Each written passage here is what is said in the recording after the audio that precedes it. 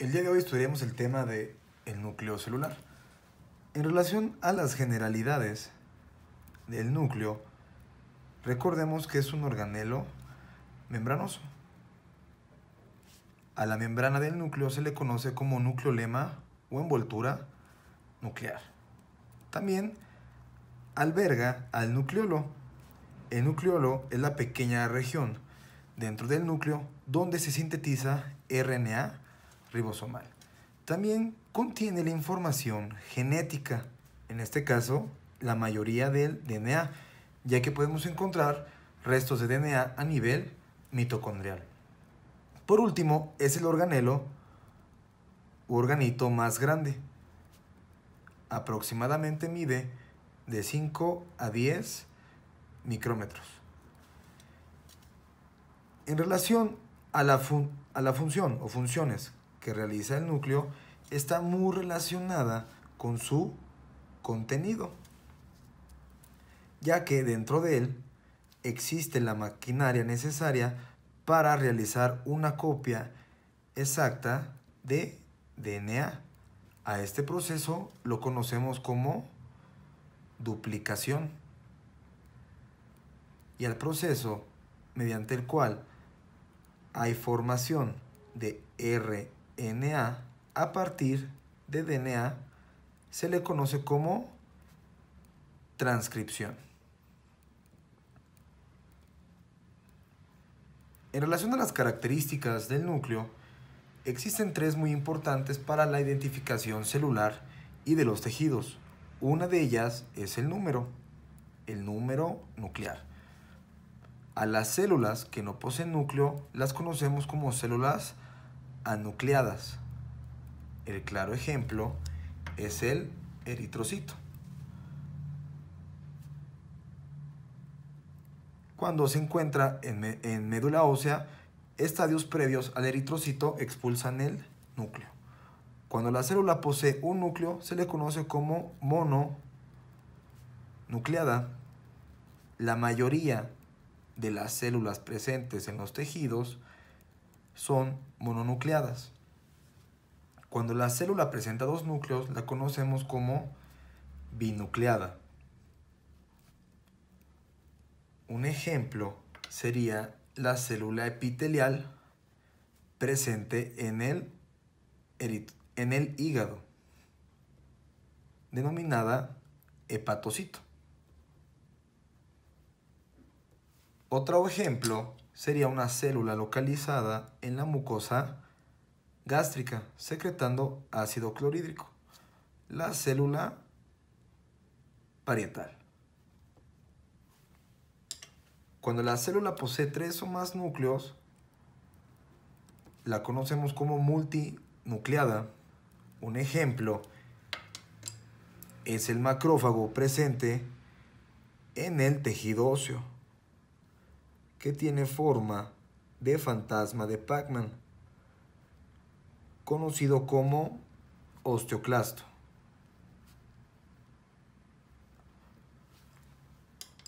En relación a la posición nuclear, podemos encontrar un núcleo en el centro. A este lo conocemos como núcleo central. Una célula epitelial cúbica presenta su núcleo en forma central. Si ese núcleo se encuentra fuera del centro, se le conoce como núcleo excéntrico.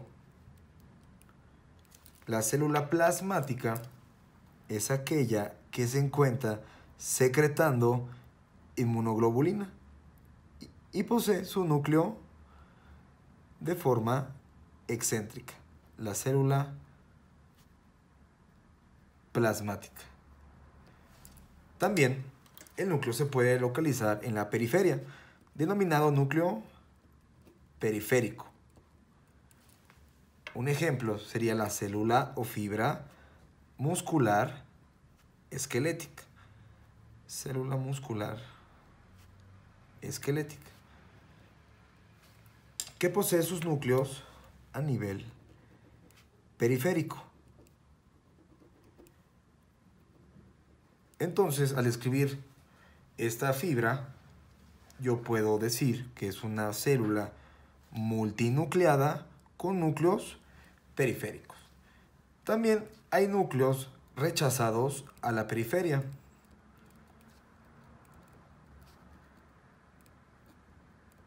Un ejemplo sería el adipocito unilocular. Esta célula se encuentra almacenando grasa en la mayoría de su citoplasma, lo que provocó el desplazamiento de los organitos a la periferia, incluido el núcleo, y asimismo aplanándose.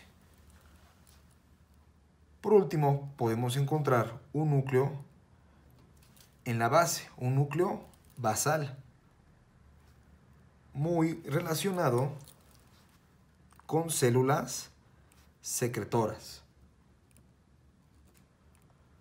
De hecho, existe una gran relación en las imágenes dadas de células secretoras con su núcleo basal y en la parte apical los gránulos de secreción.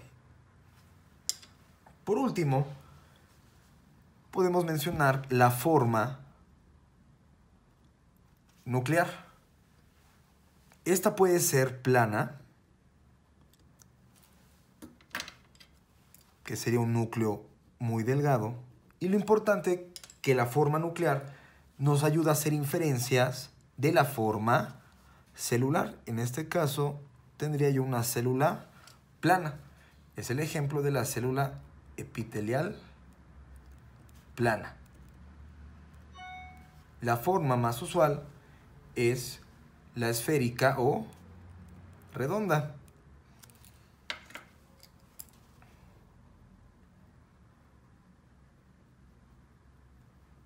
Que la mayoría de las células de los tejidos la presenta. También puede tener forma de uso, una forma ausada. Este núcleo se describe más ancho del centro que de los extremos. Un ejemplo es la célula muscular lisa en reposo. También existen formas de riñón, denominado núcleo arriñonado. El monocito es el precursor de los macrófagos y dicha célula presenta su núcleo en forma de riñón. También existen formas lobulares en forma de lóbulos. En este caso, se cuentan los números de lóbulos para describir la forma nuclear. Si tiene 2, será bilobulado. Y si tiene más, multilobulado. Un ejemplo de una célula con un núcleo bilobulado es el eosinófilo, cuyos lóbulos están unidos por pequeños fragmentos de cromatina. Y una célula con un núcleo multilobulado sería el neutrófilo. En este caso presenta 3. 1, 2 y 3. Asimismo, dichos lóbulos unidos por pequeños fragmentos de cromatina. El núcleo, cuando se encuentra en interfase, presenta 4 componentes importantes para su estudio. El primero, aunque no existe un orden, es la cromatina. La cromatina, definido como el material genético, el DNA, asociado a proteínas. También el nucleolema, definido como el sistema de membrana que envuelve al núcleo. Otro componente es el nucleolo. El nucleolo es la región o el pequeño sitio dentro del núcleo donde se sintetiza RNA ribosomal. Y por último, el nucleoplasma.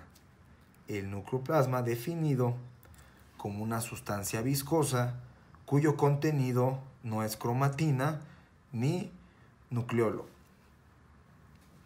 Empezando por la cromatina, nuestro estudio, tenemos que mencionar también al ciclo celular.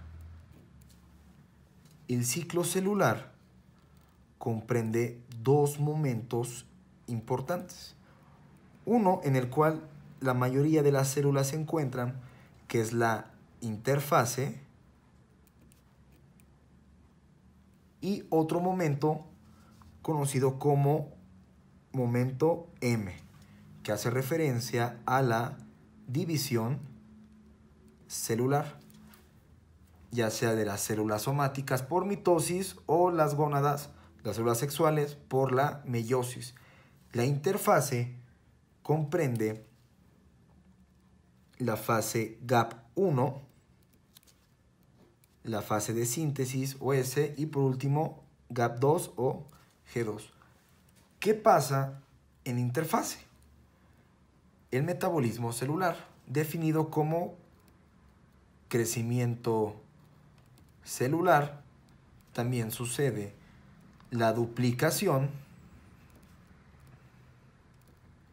y la preparación para la división celular mediante sus puntos de control y de restricción. En el ejemplo de la división celular, en la mitosis presenta 4 fases importantes. En orden, tendríamos primero a la profase, a la metafase, a la anafase y por último a la telofase. Específicamente en la metafase encontramos la máxima representación o nivel de empaquetamiento de la cromatina, dado por los cromosomas. ¿Qué es lo importante? Que los cromosomas solo van a estar presentes a nivel de la división celular, nunca a nivel de interfase. Entonces yo puedo inferir que la cromatina a nivel de interfase se encuentra en una forma menos empaquetada o más laxa. Ahora, la cromatina la definimos como el material genético, DNA, asociado a proteínas. Esas proteínas fueron definidas en 2 grandes grupos proteicos: el grupo de las histonas y de las proteínas no histonas. Las proteínas histonas son la H1, la proteína H2A, H2B, H3 y por último H4. La cromatina la podemos clasificar en relación a su actividad transcripcional. Esto quiere decir si se está transcribiendo y formando proteínas. Podemos encontrar entonces heterocromatina y eucromatina. La heterocromatina será la cromatina que se encuentra en un estado altamente condensado. Esto quiere decir que su actividad transcripcional es baja. Entonces, la heterocromatina la encontramos en células con poca actividad metabólica. Y lo contrario para la eucromatina. La eucromatina es la cromatina que se encuentra en un estado más laxo o relajado y estará presente en células con alta actividad metabólica. En relación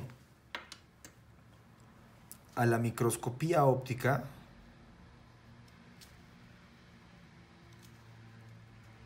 las características tintoriales son diferentes. Para la heterocromatina, la característica tintorial es que presenta un núcleo altamente basófilo. La basofilia es mayor.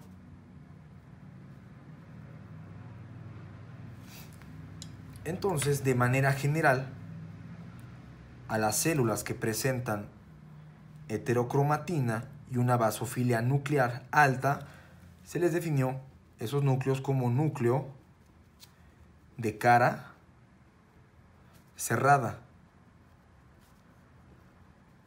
Entonces, cuando yo veo un núcleo de cara cerrada, infiero que es una célula con poca actividad metabólica. Una célula que presenta eucromatina sería el hepatocito. En el ejemplo, que se encuentra sintetizando proteínas plasmáticas. La característica tintorial es muy diferente. En este caso, la basofilia nuclear es menor. Entonces, en un núcleo con eucromatina se aprecian pequeños grumos de heterocromatina y el nucleolo. A esto se le definió como núcleo de cara abierta. Ahora, específicamente a las neuronas, que son células metabólicamente activas y que presentan núcleo de cara abierta, se le definió como núcleo en ojo de lechuza.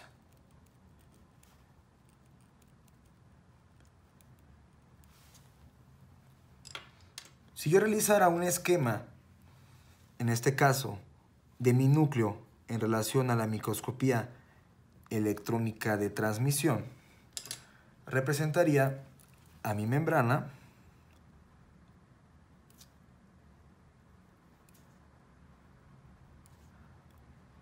que también se asocia al retículo endoplásmico rugoso, a mi nucleolo en el centro. En la microscopía electrónica, debido a que la heterocromatina está altamente condensada, se representa como figuras electrón densas. Y se apreció que presenta 3 localizaciones importantes a nivel nuclear. La heterocromatina se puede localizar de forma periférica, se puede localizar asociada al nucleolo o puede estar representada como cariosomas. Los cariosomas son cuerpos de tamaño y forma no muy bien definida, representando heterocromatina. Y la representación en la microscopía electrónica de transmisión de la eucromatina es un estado más laxo. De hecho, las primeras descripciones de la eucromatina en la microscopía electrónica de transmisión fue definido como una imagen o una estructura en collar de cuentas. Entonces, desde la microscopía electrónica infirieron que era real el estado más laxo de la eucromatina que de la heterocromatina. Entonces tenemos que hablar de los diferentes niveles de empaquetamiento de la cromatina.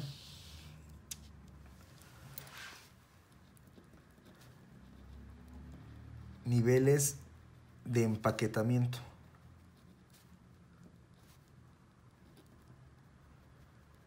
En este caso mencionaremos 6.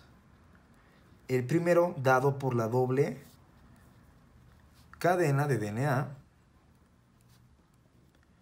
El segundo nivel representado por los nucleosomas. El tercer nivel por el solenoide. El cuarto nivel por las asas de cromatina. El quinto nivel por fibras de cromatina. Y el último nivel, que representa el máximo nivel de empaquetamiento, representado por los cromosomas. La doble cadena de DNA la podemos definir como una cadena de polinucleótidos. La formación de un nucleótido está dado por una azúcar pentosa, en este caso la desoxirribosa, unida a una base nitrogenada, que a su vez dicha azúcar se une a un grupo fosfato. Si el grupo fosfato no estuviera unido a mi azúcar pentosa, entonces yo tendría un nucleósido. Existen dos grandes grupos de bases nitrogenadas. El grupo de las bases nitrogenadas purínicas y las pirimídicas. La mnemotecnia para las purínicas es pura agua. Purínicas, A de adenina y Gua de guanina. Y en el grupo de las pirimídicas encontramos a la timina y a la citosina. Existe una quinta base nitrogenada, pero es específica para RNA y sustituye a la timina. Hablamos del uracilo. En la representación de mi doble cadena de DNA,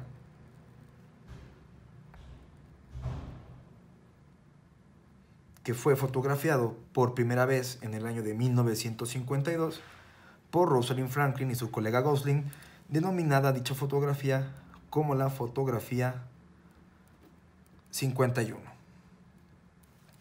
En el apareamiento de mis dos cadenas, esto es posible debido a la unión o apareamiento de las bases nitrogenadas.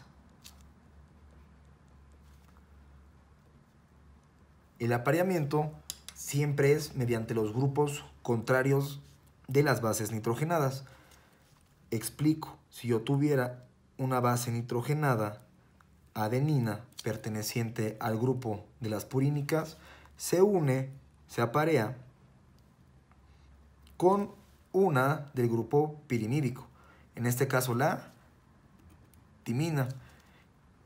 Y lo contrario con la guanina y la citosina.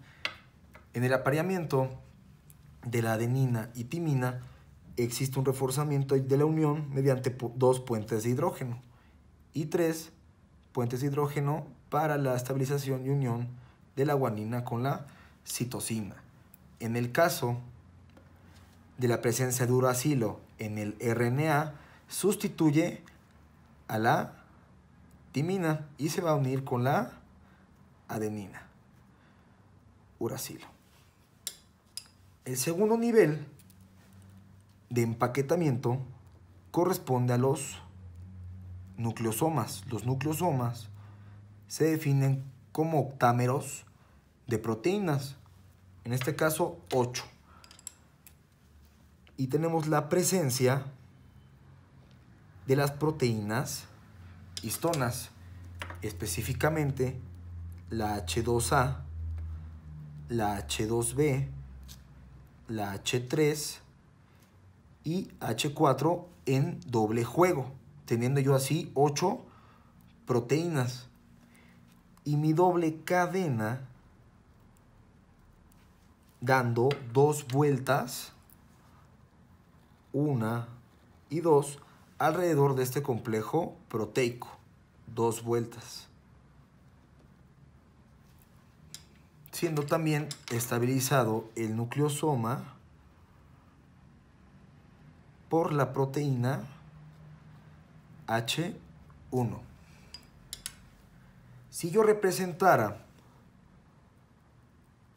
varios nucleosomas,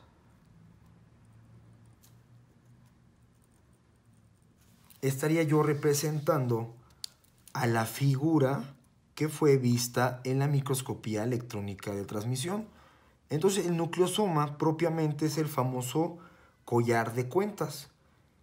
Y si hacemos referencia a los niveles de empaquetamiento, por eso se describe que es una forma laxa, porque es más sencillo pasar del estado de nucleosoma a la doble cadena para que abra y exista la transcripción. El tercer nivel de empaquetamiento corresponde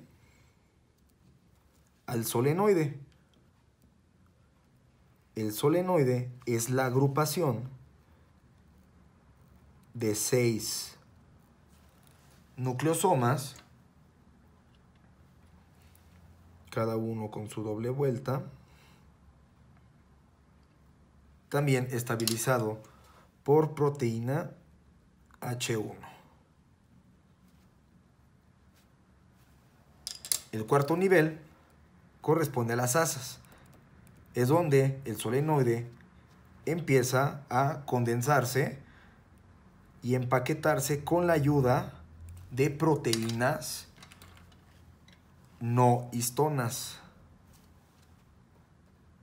Proteínas no histonas. El quinto nivel, dado por las fibras de cromatina, donde mis asas se pliegan y empaquetan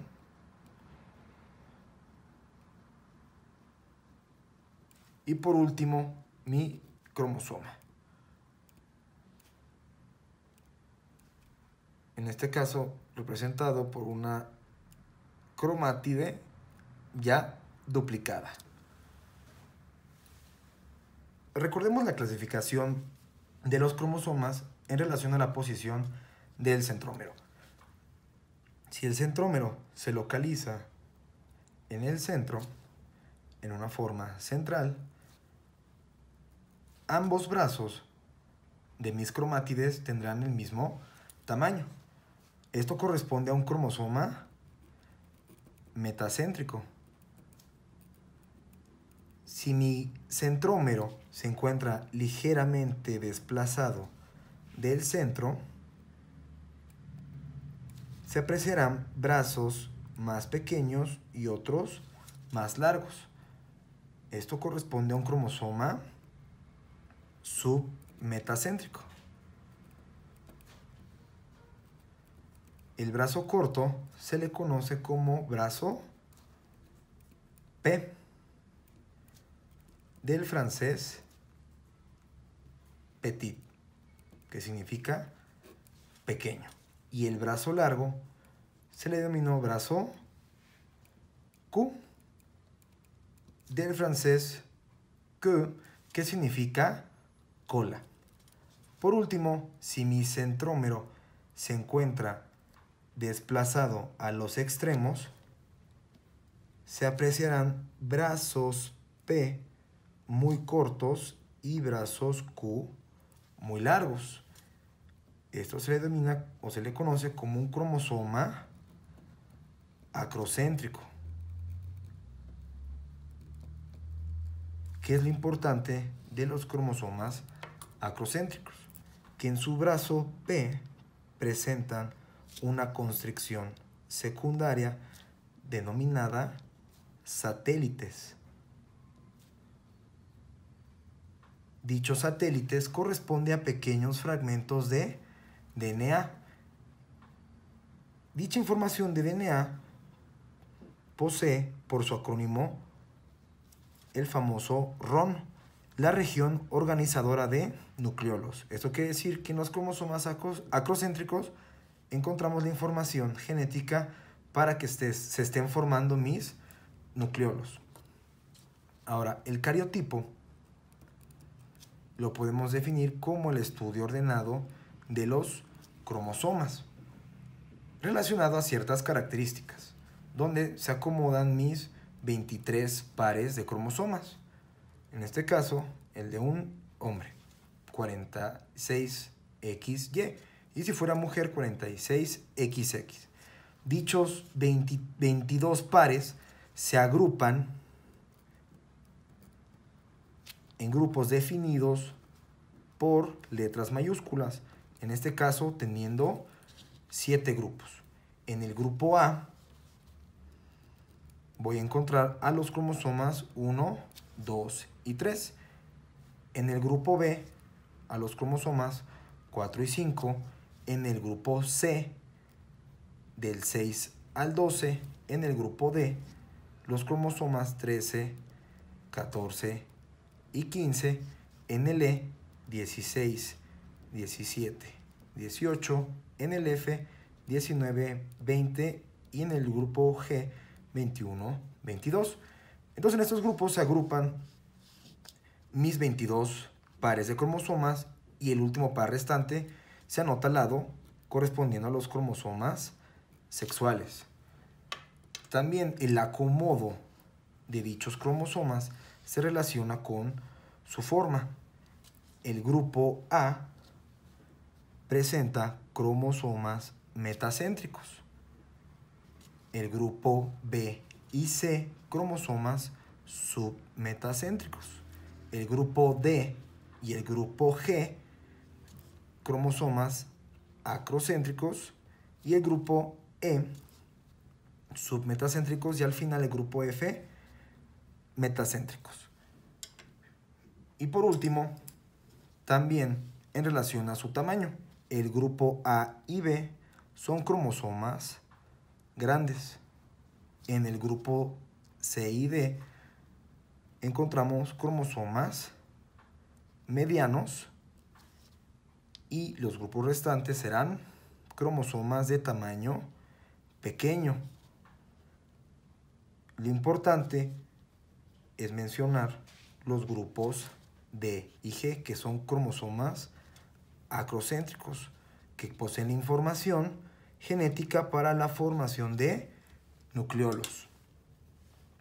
Por último, en nuestro estudio de la cromatina, mencionaremos que en el año de 1949, el doctor canadiense Murray Barr estudiaba cortes de neuronas de mamíferos, específicamente neuronas de gatas.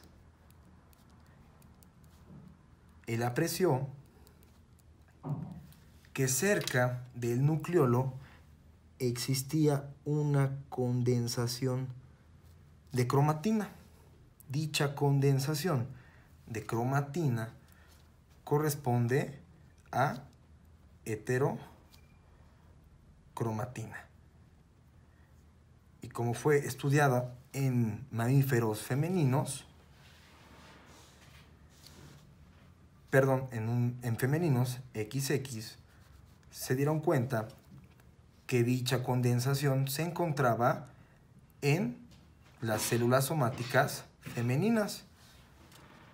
A esa condensación se le denominó corpúsculo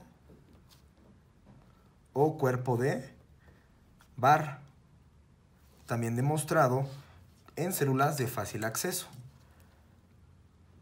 En los neutrófilos,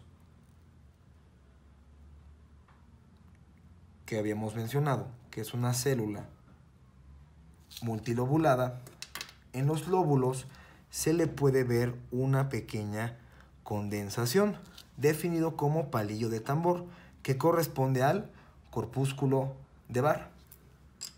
Por último, en los años de 1966, la investigadora y genetista inglesa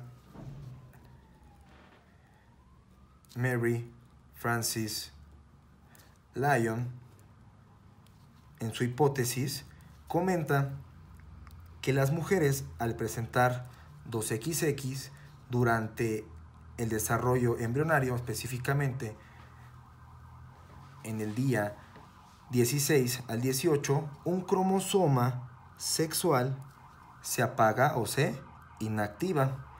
Es por eso que en las células somáticas femeninas apreciamos dicha condensación de cromatina. Muy bien. Hablemos del nucleolo de forma rápida.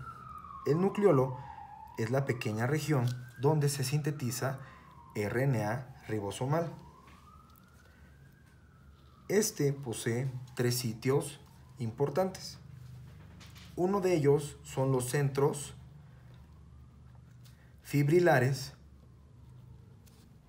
de tinción pálida. En dichos centros encontramos a las asas de cromatina correspondientes a los grupos D y G, o sea, los cromosomas 13, 14, 15, 21 y 22. Otra zona importante, definida como la parte o pars granulosa. En la pars granulosa se está dando el armado de las subunidades ribosomales. Recordando que un ribosoma presenta una subunidad mayor, 60S, en relación a su coeficiente de sedimentación, y una subunidad menor de 40S. Y por último, una pars fibrilar,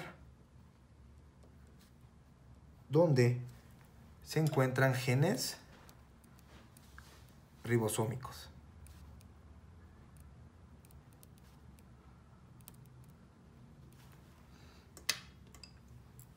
En relación al nucleoplasma,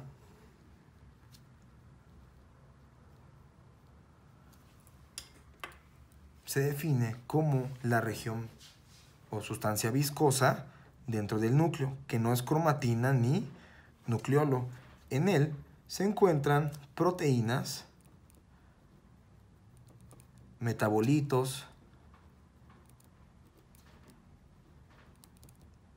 inclusiones víricas en caso de enfermedad, y por último a las láminas nucleares, que corresponden a un filamento intermedio. Por último, mencionaremos al nucleolema o la envoltura nuclear, cuyas funciones son de barrera. Asimismo, permite el transporte bidireccional. Esto quiere decir el paso de elementos o moléculas del citoplasma al núcleo y del núcleo al citoplasma. Y asimismo, el nucleolema promueve la organización de la cromatina. En mi esquema tengo yo representado a mi membrana nuclear, formada por una membrana nuclear externa y una membrana nuclear interna. Asimismo, aprecio a la heterocromatina periférica asociada al nucleolo en forma de cariosoma y eucromatina en forma de nucleosoma. Asociada a la membrana nuclear interna se encuentra un filamento intermedio denominada láminas nucleares, que ayuda a la fijación de la membrana y también interviene en procesos de división celular. También podemos observar cómo la membrana nuclear externa se continúa con el retículo endoplásmico rugoso, y también dicha membrana externa puede estar asociada a ribosomas libres. Existe un punto donde mis dos membranas se fusionan, dando espacios denominados poros nucleares. La unión o la asociación de dichos poros con glucoproteínas forman al complejo de poro nuclear, que está asociado con mi transporte bidireccional. En este esquema represento a mis membranas fusionadas, de un lado teniendo el citoplasma y de forma interna al nucleoplasma. El complejo de poro nuclear está formado por 3 anillos y cada anillo está definido como una estructura proteica de 8 subunidades. Entonces yo tendría un anillo citoplasmático, un anillo medio o transmembranal y por último un anillo nuclear.